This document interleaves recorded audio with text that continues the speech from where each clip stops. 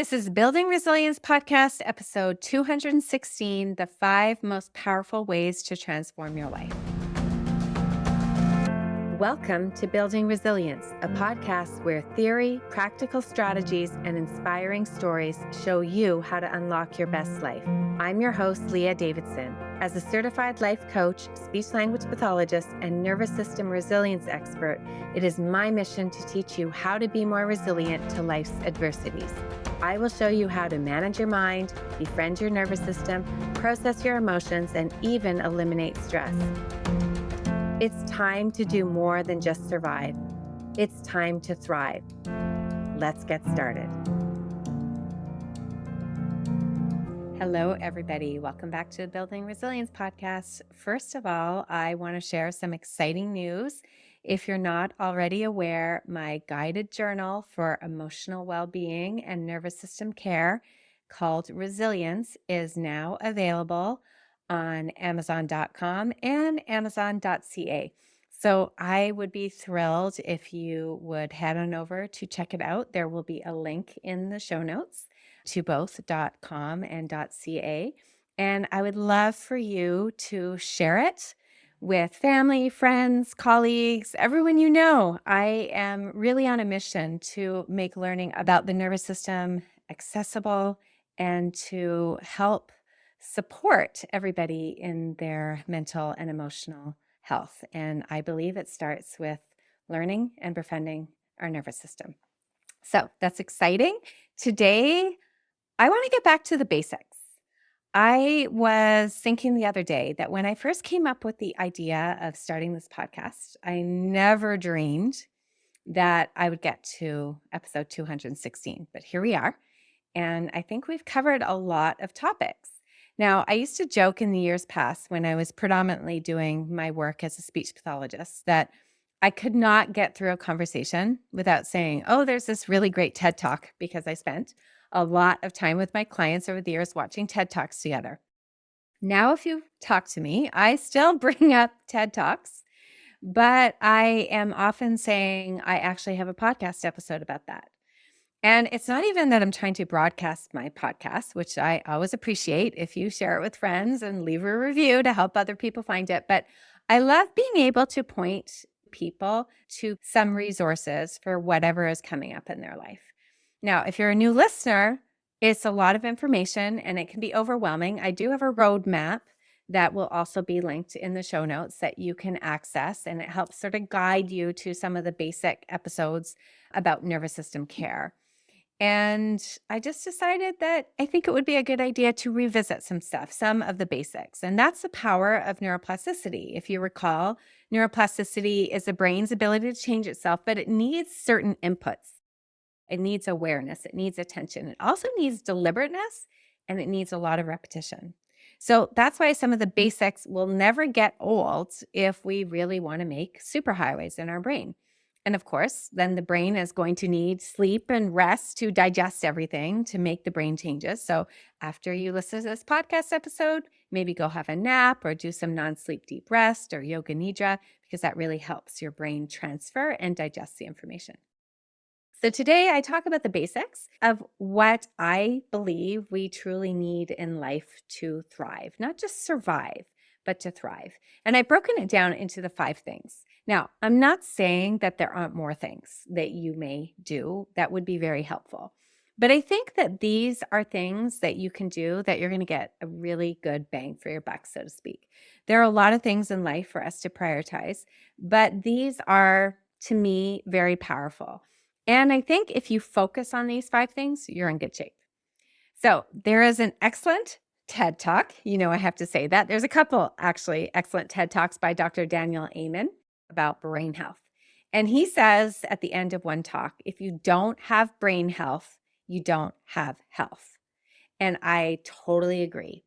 These 5 things that I'm going to be talking about today are all about supporting your nervous system and your brain so that you can thrive. Because when you take care of these things, you are taking care of all areas, emotionally, mentally, cognitively, physically, socially, and spiritually. So let's take a look at them. The first one, of course, I'm going to start with the importance of befriending your nervous system. Now, your nervous system is the foundation It's a foundation of how you think, how you feel, how you respond to the world. It determines whether you feel calm and connected or stressed and reactive. And when you understand and work with your nervous system rather than against it, you unlock the ability to regulate your emotions, to manage your thoughts, and to essentially handle life stressors with much more ease. Now, I talk about befriending it because I want you to think about it like a new friend.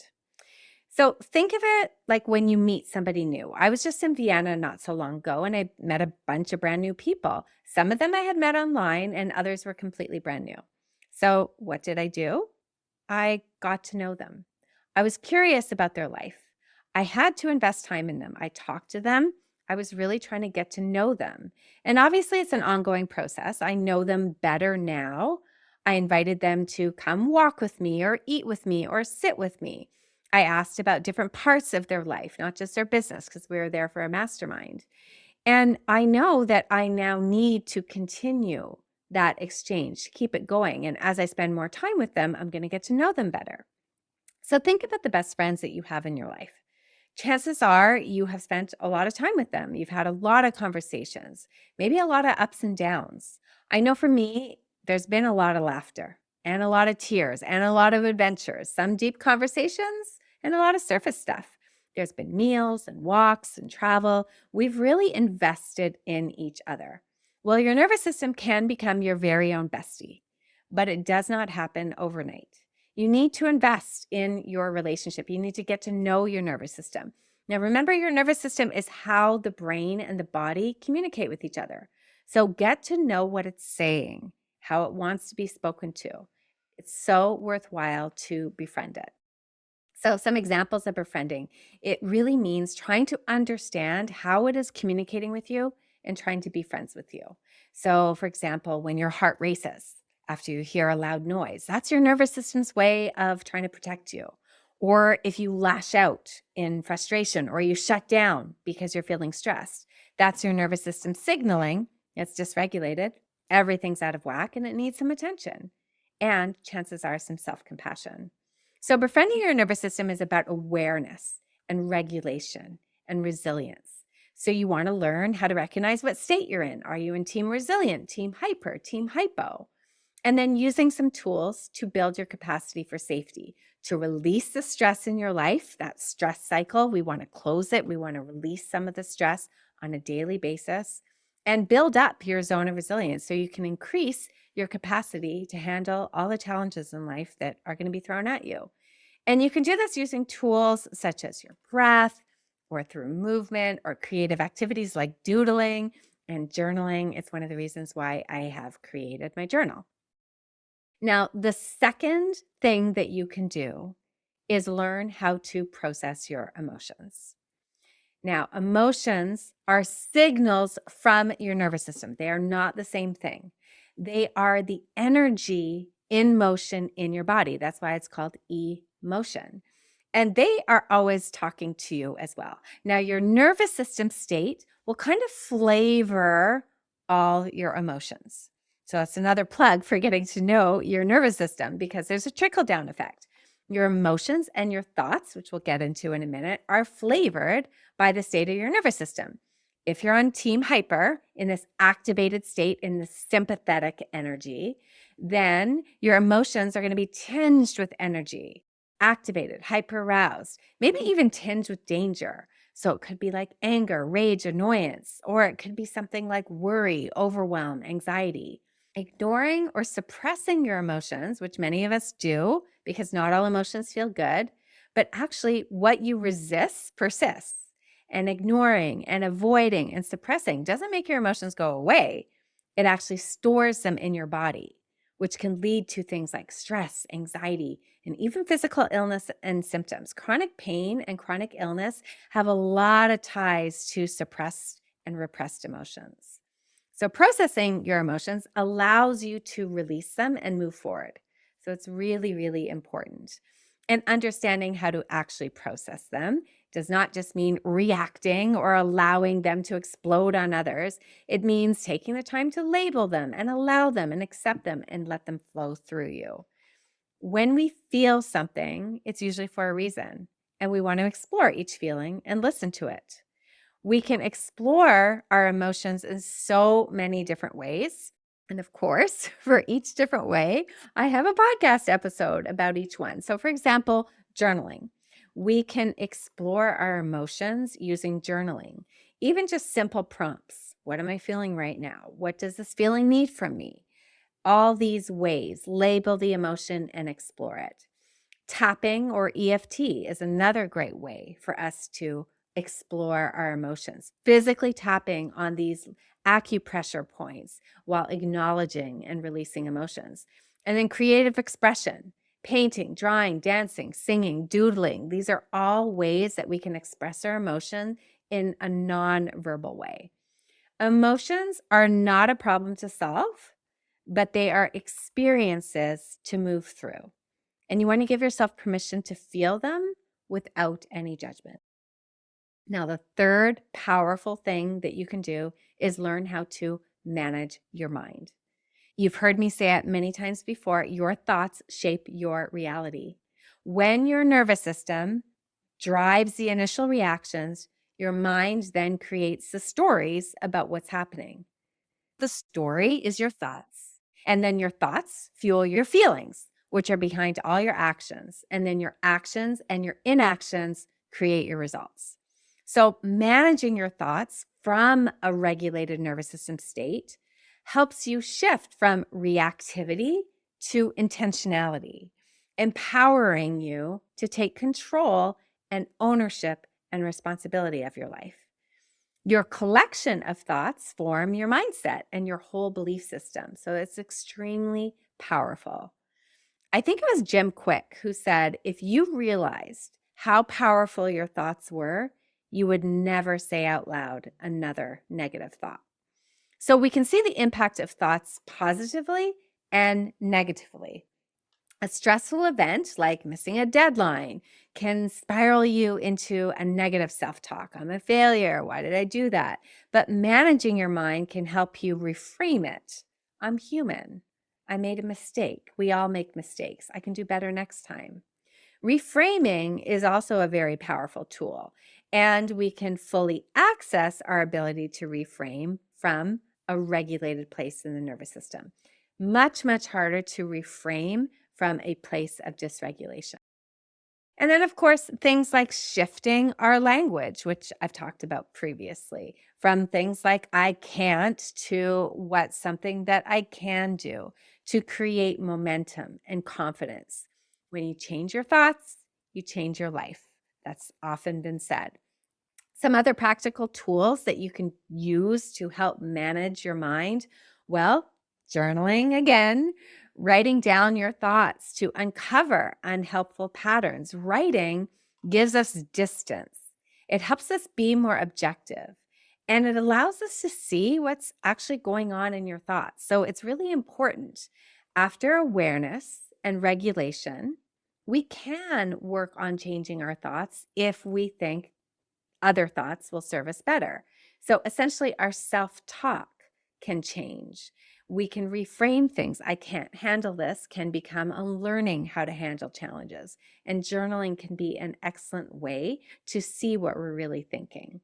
And then reframing, like I just mentioned, is also really powerful. We can challenge all our limiting beliefs by asking, is this even true? Is this thought true? Is this story true? Is there another way that I can view it? Because often we believe that our stories are facts. Majority of the time, our stories are just that, stories. They're very real to us, but they are not factual, which means that we can change our stories. And then things like affirmations, using empowering statements like, I am capable of learning and growing. I am lovable. I am amazing. Overall, managing your mind is a skill that can transform your self-perception, and it really does empower you to live with purpose and intention. The fourth thing that we can do to really transform our life is to optimize stress. Now, notice I said optimize stress and not get rid of stress because stress is a part of life. And as we've talked about before, not all stress is bad. Kelly McGonigal, she has a great TED Talk as well. She talks about how our mindset about stress is way more important to our health than stress itself. Our stress mindset matters. And I've done a podcast episode previously about this. Healthy stress pushes you to grow, whereas acute stress is often manageable if there is an end to it. It's the chronic stress that can overwhelm you and harm your health. So, we want to learn to identify the stressors in our life, eliminate what we can, and then identify how our body responds to stress. What are the ins and outs of our stress cycle?